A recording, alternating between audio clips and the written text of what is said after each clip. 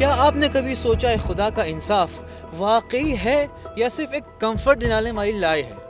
اور اگر سب کچھ پہلے سے پلان ہوا ہے اور لکھا ہوا ہے تو پھر یہ ججمنٹ ڈے کا ڈرامہ کیا ہے؟ سادہ الفاظ میں کہنا چاہیں تو عدل الہی کا کیا مطلب ہے؟ انہی سب سوالوں کے جواب جاننے کے لیے ہمارے ساتھ جڑے رہیے۔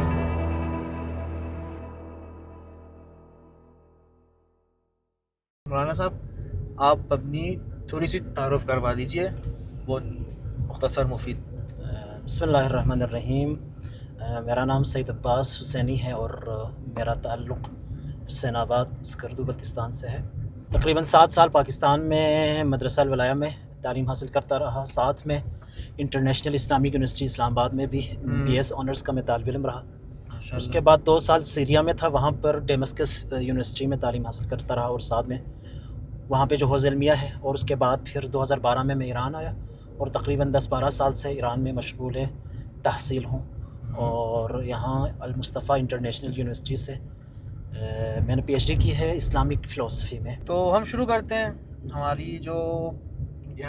ہمارا جو پہلا سوال ہے وہ ہے عدل کے بارے میں، آپ کو تو پتہ ہی ہوگا، اور ہمیں کچھ تعریف چاہیے عدل کے بارے میں۔ مختلف تعریفیں کی گئی ہیں، جو ایک مشہور اور معروف تعریف ہے عدل کے حوالے سے، وہ جس طرح سے عام طور پر معاشرے میں بھی جب عدل کہا جاتا ہے تو وہاں پر عدل اس پر بولا جاتا ہے کہ جس کا جو حق ہے وہ اس کو دیا جائے، اس کو کہا جاتا ہے جسٹس، جس کا جو حق ہے وہ اس کو دیا جائے۔ اس کے برعکس اگر کسی کا حق اس سے چھین لیا جائے، کسی کی حق تلفی کی جائے تو اس کو ظلم کہا جاتا ہے۔ خداوند متعال کے حوالے سے یہ جو کانسیپٹ ہے عدل کا، کیا یہ اپلائی کرتا ہے یا نہیں کرتا؟ یعنی ہم خدا کے مقابلے میں کہہ سکتے ہیں کہ ہمارا کوئی حق ہے خدا کے اوپر، اور خداوند متعال کو چاہیے کہ ہمارے ان حقوق کی رعایت کرے۔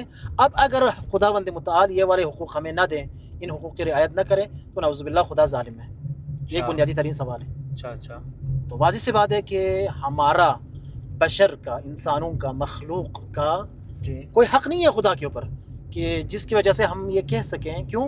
اس کی وجہ یہ ہے کہ خداوند متعال ہمارا خالق ہے، وہ ہمارا مالک ہے۔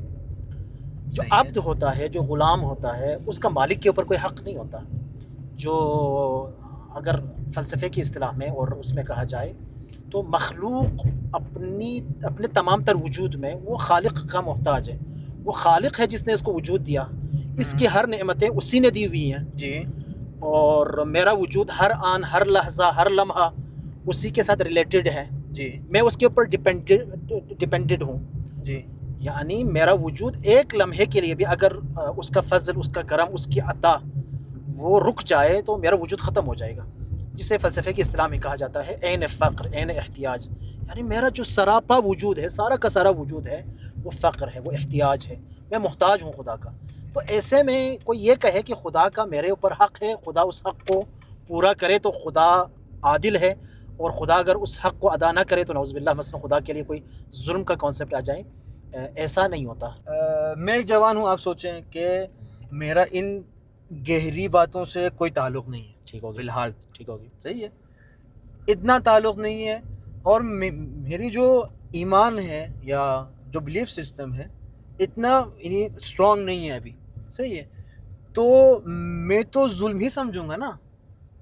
یعنی آپ جو کہہ رہے ہیں بہت گہری بات ہے، سچ بھی ہے۔ آپ اپنے دوست کو اپنی بک جو ہے، کتاب امانت دیتے ہیں، عاریہ دیتے ہیں، پڑھنے کے لیے دیتے ہیں امانت کے طور پر۔ کچھ دنوں کے بعد آپ اپنی کتاب واپس لے لیتے ہیں اس دوست سے، تو دوست اگر یہ کہے کہ آپ اپنی کتاب واپس لے رہے ہیں، میرے اوپر ظلم کر رہے ہیں، تو کوئی بات درست نہیں ہے؟ نہیں درست نہیں ہے۔ کیوں درست نہیں ہے؟ اس وجہ سے کہ وہ کتاب اس کی تھی نہیں، وہ کتاب حقیقت میں اس دوست کی تھی۔ کچھ دیر کے لیے، تھوڑی دیر کے لیے وہ کتاب امانت کے طور پر آپ کو پڑھنے کے لیے دی گئی تھی۔ اب جو چیز امانت کے طور پر دی گئی ہے، اگر اس کو واپس لے لی جائے تو اس کو ظلم نہیں کہا جاتا۔ کام کرتے ہیں، ہاں جی، اس کے آگے کی بات ہم اندر جا کے کہتے ہیں، بسم اللہ، کیونکہ وہاں اے سی بھی ہے، یہاں تھوڑی وہ ہو رہی ہے، گرمی ہو رہی ہے، یہی یاد رکھیں آپ۔ پھر یہ اس کے آگے ختم ہو گئی بات، یا یہاں تو ہاں میں شیشہ اوپر کرتا ہوں۔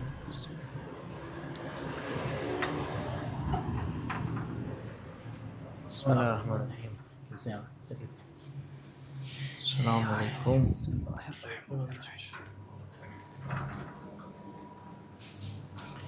بیٹھیے مولانا صاحب. بسم اللہ. بسم اللہ.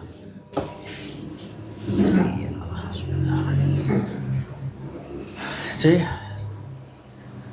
ہم کہاں پہ تھے؟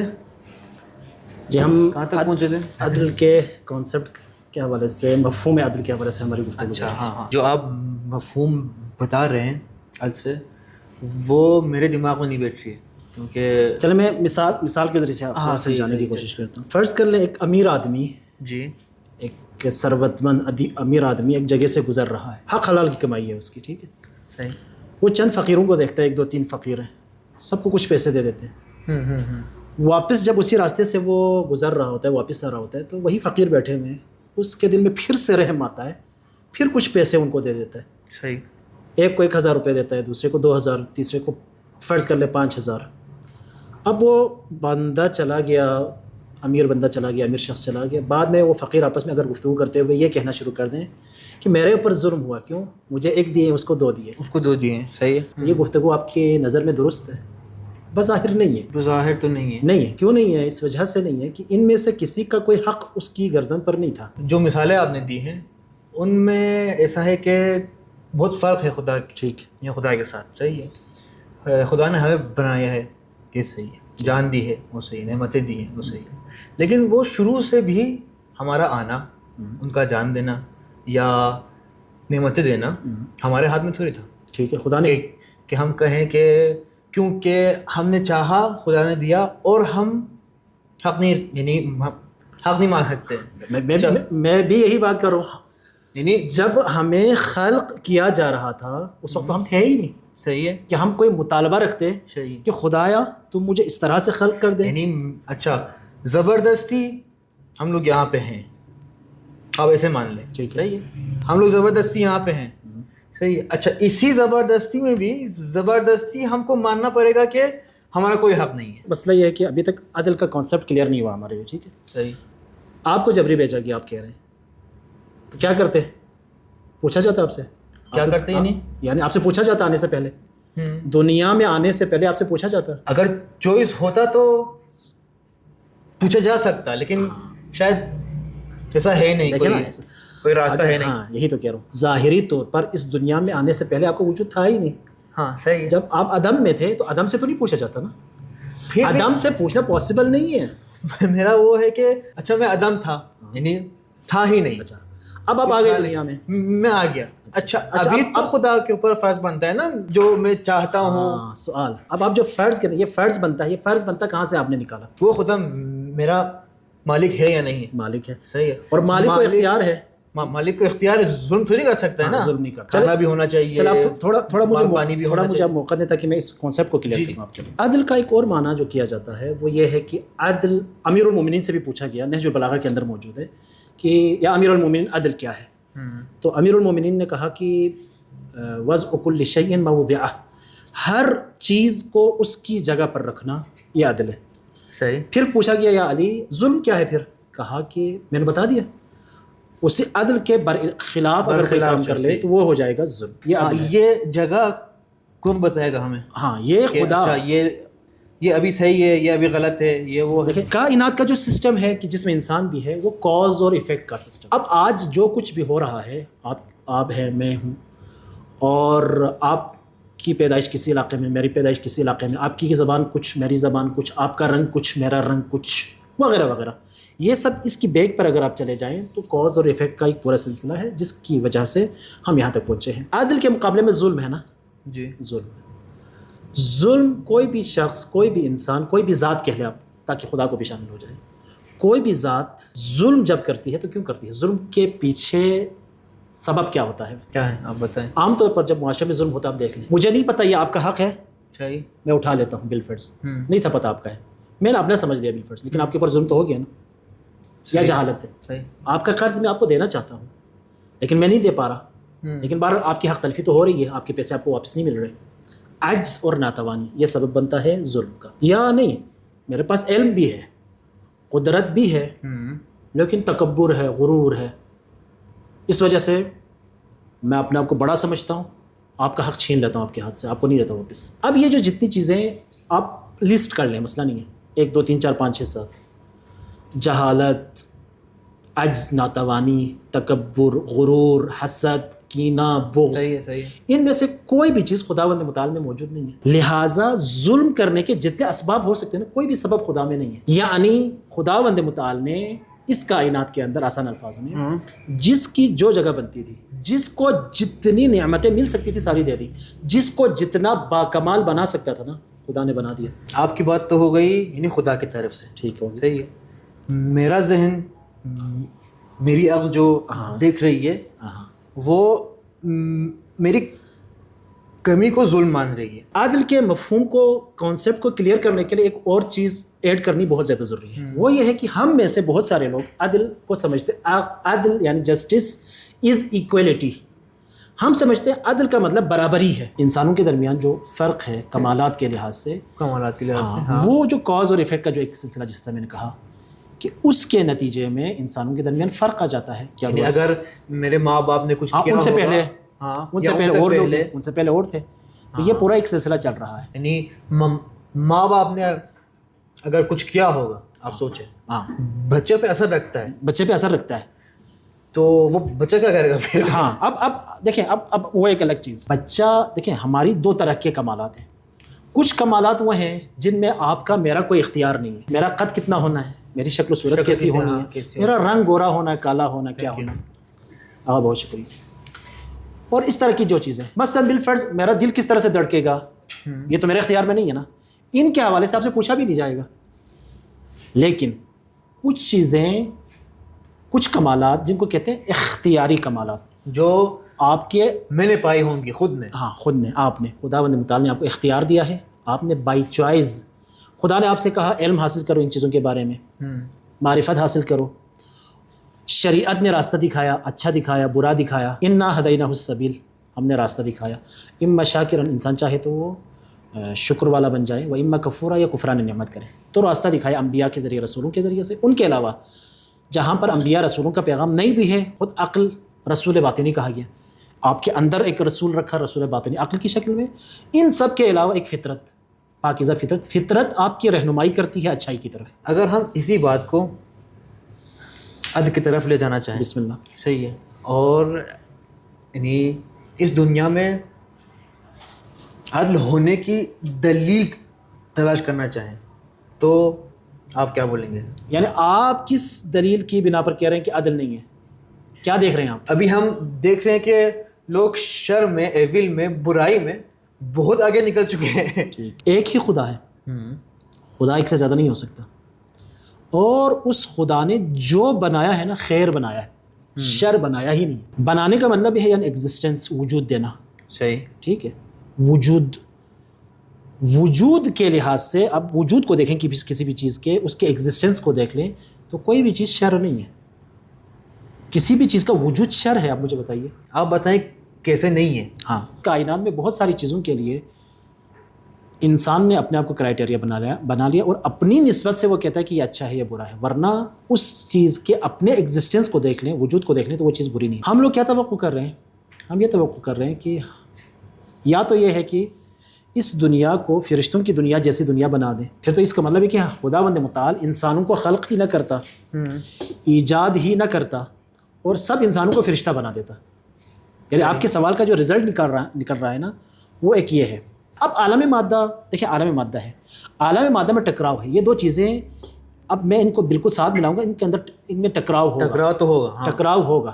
اب ساری چیزیں ایک ساتھ نہیں چل سکتی اس دنیا میں. ابھی میں اس دیوار کے اندر سے نہیں گزر سکتا. اگر میں سپیڈ میں ہوا تو اس دیوار کے ساتھ میں ٹکرا جاؤں گا. تو لہٰذا اس کی وجہ سے کچھ شرور، کچھ مصائب، کچھ مشکلات، کچھ پریشانیاں ضروری ہیں. یعنی ضروری سے مراد یعنی لازمی نتیجہ ہے، لازمی حصہ ہے اس عالم مادہ کا. چونکہ خود مادے کے اندر وہ کیپیسٹی نہیں ہے. مسئلہ کیپیسٹی کا بھی ہے نا، ظرفیت کا بھی ہے. یعنی اس مادے کے اندر یہ کیپیسٹی نہیں ہے کہ آپ اس کو بالکل 100% اس طرح سے بنا دیں کہ اس کے اندر کوئی نقص نہ ہو، بلکہ خود مادہ نقص کا نام ہے. خود مادہ یعنی نقص کا نام ہے. اگر انسان جس طرح سے خداوند متعال نے رہنمائی کی ہے انبیاء علیہ السلام کے ذریعے سے، خود عقل کے ذریعے اور فطرت کے ذریعے سے، اگر اس راستے پر چل پڑیں تو بہت ساری برائیاں، جن کو ہم برائیاں کہتے ہیں، ان کا خاتمہ ہو جائے گا خود بخود. بطور مثال غربت. آپ کو پتہ ہے کہ اگر سارے لوگ خمس، جس طرح سے ہماری شیعہ فقہ کے مطابق اور اہل سنت فقہ کے مطابق جو ہے وہ خود زکوٰۃ ہے، آپ کو پتہ ہے اس کے تحت اگر خدا زکوٰۃ ہے، خمس ہے، اور اس طرح کے جو مستحب اور واجب جو حقوق ہیں اگر وہ سارے ادا کریں تو روایات بھی اسی طرح سے اور پریکٹیکلی بھی ایسا آپ نے دیکھا ہوگا کہ غربت کا بہت خاتمہ ہو جائے گا. یہاں آپ نے فری ول کی بات کی تھی کہ انسان کے پاس اختیار ہے. صحیح ہے. اچھا میں پیدا ہوا ہوں ایک شہر میں، اس شہر کا ماحول، میرے ماں باپ، دوستان جو ہیں، جو لوگ ہیں میرے آس پاس، وہ لوگ جو ہیں ان کا بہت میرے اوپر اور میرے چوائسیز کے اوپر، جو آپ کہہ رہے ہیں کاز اور افیکٹ پر، ان کا بہت وہ ہے کردار ہے نا. صحیح ہے نا. اچھا ان کے واسطے میں کچھ چوائس لیتا ہوں، کچھ کام کرتا ہوں، اور آپ کے حساب سے جو بول رہے ہیں کاز اور افیکٹ ہے، شاید میں برا کام کروں. آپ نے جہاں تک بات کی گفتگو کی، آپ کی بات بالکل درست ہے. ہم اس بات کو ایکسیپٹ کرتے ہیں کہ انسان جس ماحول میں وہ پلتا ہے، بڑھتا ہے، بڑا ہوتا ہے، تربیت پاتا ہے، اس کے والدین ہیں، اسکول ہے، ٹیچرز ہیں، خود جس محلے میں، جس معاشرے میں وہ لائف گزارتا ہے، اسکول ٹیچرز ہیں وغیرہ وغیرہ، ان میں سے ہر کوئی انسان کے اوپر افیکٹ ڈالتا ہے، اثر ڈالتا ہے. لیکن بات پتہ کیا ہے؟ بات یہ ہے کہ ان تمام چیزوں کے باوجود کیا انسان کا جو اختیار ہے، فری ول ہے، وہ ختم ہو جاتا ہے، چھن جاتا ہے؟ چھن نہیں ہوتا. ہاں صرف یہ ہوتا ہے کہ اس کا جو سرکل ہے، دائرہ ہے، پہلے ایک بڑے دائرے میں وہ سوچتا تھا، اب نسبتاً چھوٹے دائرے میں وہ سوچے گا. جی اس کا دائرہ تنگ ہو جاتا ہے لیکن اس کا فری ول ختم نہیں ہوتا. نہیں، ٹھیک ہے، فری ول کے اگینسٹ نہیں ہوں. ہاں نہیں صحیح ہے، وہ ہے. اب لیکن وہ جو باہر پیدا ہوا ہے اس کے لیے وہ چوائس کرنا، اچھا والا چوائس کرنا مشکل ہے بہت. ہاں اب یہ ہے، اب یہ ہے کہ جس کو جتنا ماحول ملا ہے، کل کو جب خداوند متعال اس سے پوچھے گا یا اس سے سوال کرے گا تو اسی حساب سے کرے گا. واضح سی بات ہے. اچھا ہاں واضح سی بات ہے. بظاہر امام جواد علیہ السلام کی، میرا خیال ہے امام تقی جواد علیہ السلام کی روایت ہے کہ قیامت کے دن خداوند متعال انسانوں کا جب حساب و کتاب کرے گا تو ان کی عقلوں کے حساب سے، جس کی جتنی عقل ہوگی، عقل کا جو مرتبہ ہے، لیول ہے، پہنچائی ہوگی جس کی آپ کے، اسی حساب سے اسے پوچھا جائے گا، اس سے سوال کیا جائے گا. اچھا ہاں برے ماحول میں ہوتے ہوئے بھی انسان اچھا بن سکتا ہے، یہ پاسبلٹی ہے.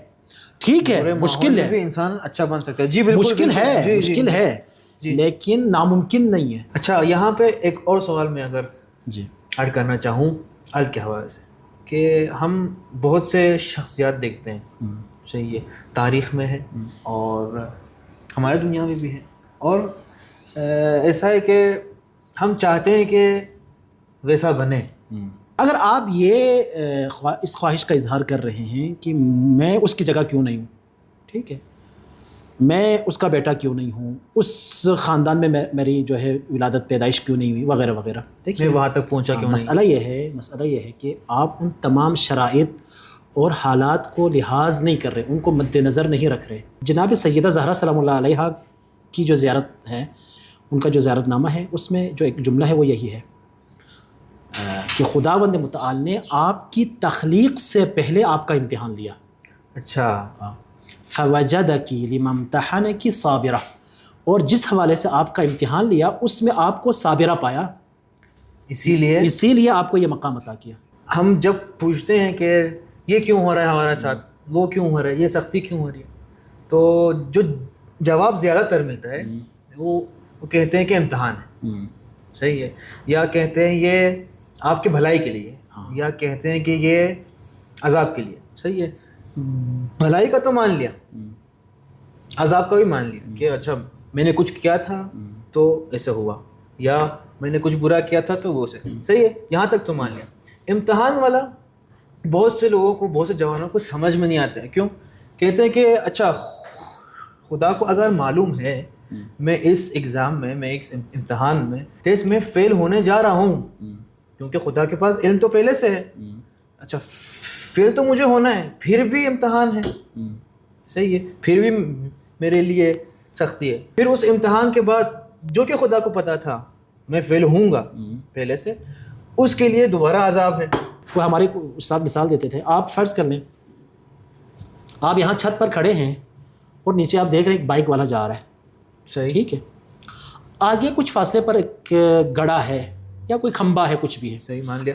اب وہ بائک والا سپیڈ سے جا رہا ہے اور وہ آپ کی طرف دیکھتے ہوئے جا رہا ہے، وہ آگے توجہ نہیں کر رہا، بائک والا بائک والا. ہاں، آپ کو پتہ چل رہا ہے کہ اگلے 10 سیکنڈز تک اگر یہ بندہ آگے توجہ نہ کر لے تو اس کا ایکسیڈنٹ ہو ہو جائے گی. اب آپ کو تو پتہ چل گیا نا اگلے 10 سیکنڈز کے اندر اس کا ایکسیڈنٹ ہونے والا ہے.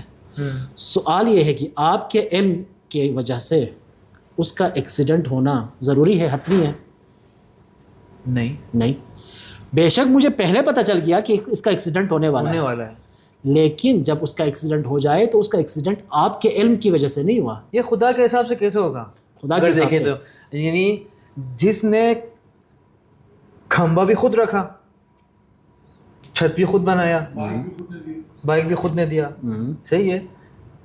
اگر ہم اسی مثال کو گھما پھرا کے خدا کے علم پہ لائیں تو یہ ایسے ہی ہے. جہاں پر یہ شخص آپ کو کہہ رہا تھا نا, او بیٹا توجہ کرو, آگے دیکھو ورنہ ایکسیڈنٹ ہوگا, اگر آپ توجہ کرتے تو آپ کو ایکسیڈنٹ نہ ہوتا. خداوند متعال بھی اس پوری کائنات کے اندر سارا سسٹم بنانے کے بعد ہم سے کہہ رہا ہے توجہ رکھو, توجہ رکھو, توجہ رکھو. ساری جو شریعت اتاری ہے نا وہ اسی لیے ہے کہ اب یہاں تو ایک چھوٹا ایکسیڈنٹ تھا, ہماری لائف کا جو ایکسیڈنٹ ہے وہ اسی طرح سے ہے.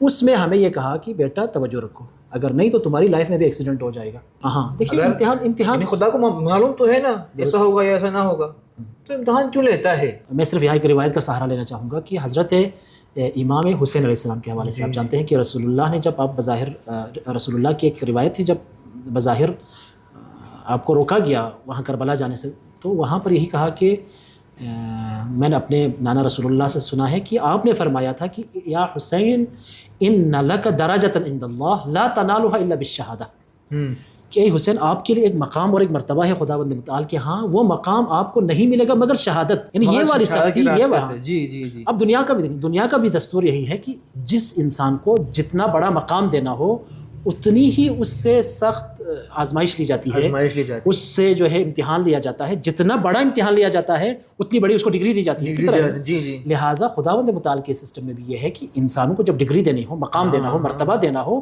تو اس سے امتحان لیا جائے, اس سے امتحان لیا جائے. اور ان سب کے علاوہ انسان مشکلات میں خدا کی طرف متوجہ ہوتا ہے. اگر انسان کوئی سختی نہ ہو, کوئی اب دیکھ لیں جو لوگ خدا کو یاد نہیں کرتے, جب ہوائی جہاز میں کوئی تھوڑی سی کوئی اناؤنسمنٹ ہوتی ہے کہ ہمارا جہاز جو ہے وہ ہچکولے کھانے لگا ہے, تو اس وقت آپ نے دیکھا بے پردہ خواتین بھی فوراً اپنی چادریں اوپر کر لیتی ہیں, فوراً یا اللہ کرنے لگ جاتے ہیں. اب جب مشکل میں پڑ گئے تو فوراً کو خدا یاد آ جاتا ہے. یہ ہے, حتیٰ قرآن کے اندر آیات بھی موجود ہیں کہ جب ان کے اوپر کوئی مشکل آ جاتی ہے تو وہ گڑ گڑا کر خدا سے دعائیں مانگتے ہیں, اور جو ہی ان کی جو کشتی جو ہے وہ پار لگ جاتی ہے پھر وہ دوبارہ خدا کو بھول جاتے ہیں. یہ بہرحال ہے. تو اسی وجہ سے اگر آپ دیکھیں تو تمام تر انبیاء, تمام تر ائمہ علیہ السلام کی جو لائف ہے, ان کی جو سیرت ہے, اس کو اگر آپ مطالعہ کر لیں تو انہوں نے بھی سختی کی زندگی گزاری ہے, لیکن یہ سختی تھوڑی دیر کے لیے ہے. اس کے بعد ایک آپ کے پاس ایک لائف ہے, ایک ایسی لائف کے جس کا کوئی اینڈ نہیں ہے. انشاءاللہ دیکھتے ہیں پھر اس میں آگے کیا ہو سکتا ہے. چلے مولانا صاحب, ٹائم تو بہت زیادہ ہو چکا ہے, ٹھیک ہے, اور آخری بات کے لیے تھوڑی دیر کے لیے اگر کچھ آپ رہ گیا ہو تو, یا اگر آپ کو یہ سب باتیں جو ہم نے کی اس کا نتیجہ یا خلاصہ دینا ہو تو. دیکھیے اس بحث عدل الہی کی بحث ایک انتہائی اہم گفتگو ہے, اہم بحث ہے. کہتے ہیں کہ اس بہت گہری بھی ہے. ہاں بہت گہری بھی ہے. اس وقت ویسٹ کے اندر, مغربی معاشرے کے اندر الحاد, ایتھیزم کا جو ایک بڑا مسئلہ بنا ہوا ہے, اس میں ہمارے ایک استاد بتا رہے تھے کہ بنیادی ترین جو وجوہات ہیں ان میں سے ایک وجہ یہی ہے عدل کی بحث حل نہیں ہے, جسٹس. وہ یہی کہتے ہیں کہ اگر خدا ہے تو یہ ساری چیزیں جو بظاہر وہ برائیاں سمجھتے ہیں, یہ ساری برائیاں نہیں ہونی چاہیے, لیکن برائیاں ہیں بظاہر, لہٰذا خدا نہیں ہے, وہ یہ نتیجہ نکالتے ہیں. لہٰذا عدل الہی کی بحث کو, دا جسٹس آف ڈیوائن, اس گفتگو کو زیادہ سے زیادہ بہتر انداز میں ہمیں آپس میں گفتگو کرنے. تو انشاءاللہ ہمارے جو جوان ہیں, مجھے امید ہے وہ ان موضوعات کے حوالے سے شوق بھی رکھتے ہوں گے, تو خود بھی سوچیں. ان موضوعات میں کسی کی تقلید کرنے کی کوئی ضرورت نہیں ہے, خود سے سوچنے کی, اور ان مباحث کو, ان بحثوں کو سب سے پہلے خود اپنے لیے حل کرنے. اور اس کے بعد اگر کوئی میرا دوست, میرا کوئی ساتھی, کوئی دوسرا شخص, اس کے ذہن میں سوالات ہیں, ابہامات ہیں, شبہات ہیں, تو ان کو بھی قائل اگر ہم کر سکیں تو بہت اچھی بات ہے. چلو مولانا صاحب یہاں خداحافظی کرتے ہیں ہم لوگ, اور آپ کا بہت بہت شکریہ کہ آپ نے وقت دیا. آپ سب کا بھی بہت شکریہ, آپ لوگوں نے بھی زحمت کی, اور بہرحال بہت اچھی علمی گفتگو تھی. انشاءاللہ ہمارا یہاں بیٹھنا, جتنی دیر کے لیے ہم بیٹھے ہیں, یقیناً انشاءاللہ خداوند متعال کی بارگاہ میں عبادت ہے، اور خداوند متعال اس کو اپنی بہترین عبادت اور اپنے قرب کا وسیلہ قرار دے گا انشاءاللہ انشاءاللہ. ٹھیک ہے، التماس سے دعا. یا علی.